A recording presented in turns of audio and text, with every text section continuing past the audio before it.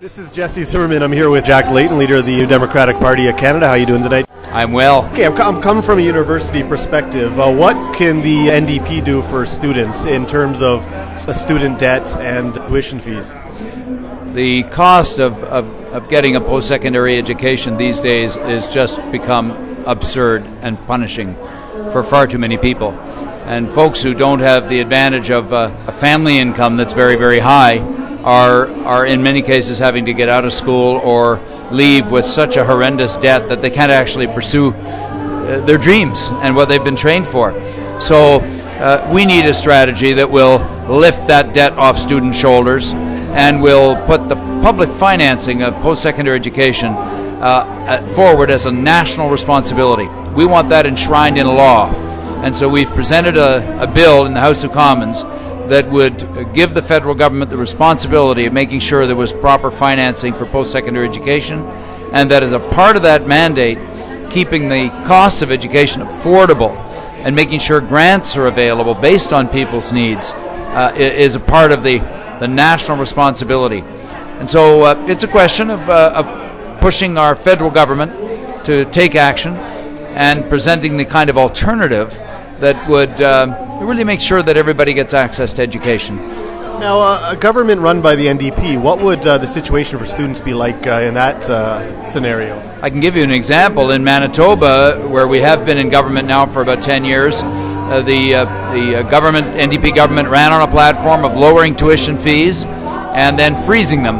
And they did exactly that. They lowered them by 10% and froze them for 10 years. And the result is you ended up with much more affordable post-secondary education in Manitoba. Have all the problems been solved? Of course not. But that's the direction that we need to see right across the country. Let's talk about the subject of the environment. Of course, we only got one planet to live on. What kind of environmental policies does the NDP have? And another question is, would you say that the NDP is the best party in terms of that? Well, I naturally think we've got strong environmental policies. Maybe it's been working for 30 years in the environmental field. I thought it was important that we be leaders. First, we have to stop the expansion of the tar sands, and we have to stop subsidizing the big polluting projects like the oil sands. Exxon doesn't need our money. And we need to put support behind the solutions, things like wind power, solar energy, building retrofits and renovations all across the country. That can create thousands of jobs. It's fabulous for the economy at the same time as reducing greenhouse gas emissions. But we also have to set serious targets and achieve them as a country.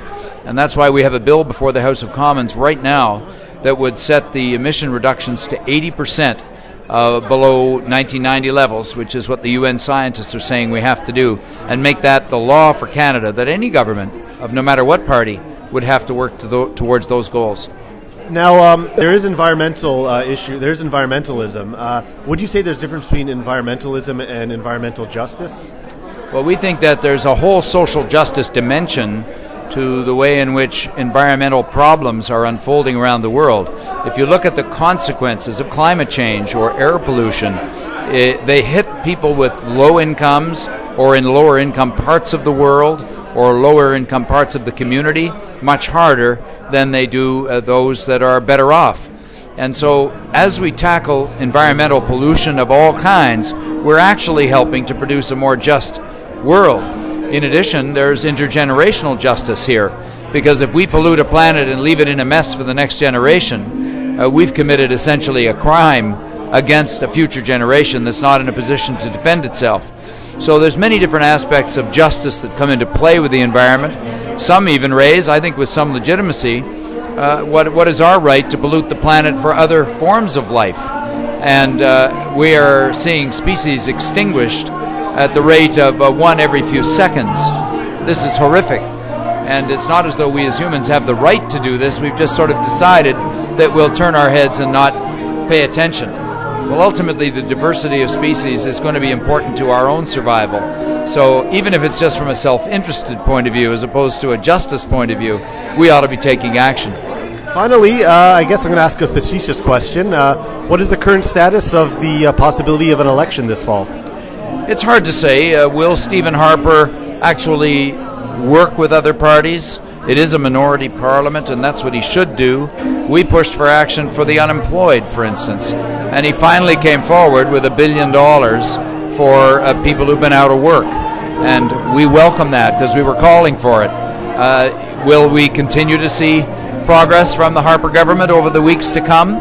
That's a big question. If Mr. Harper wants to provoke an election by not working with other parties, I guess that's his choice, and we'll have to cross that bridge when we get there. All right, Jack Layton, thank you very much for taking your time. Pleasure. This is Jesse Zimmerman with Jack Layton.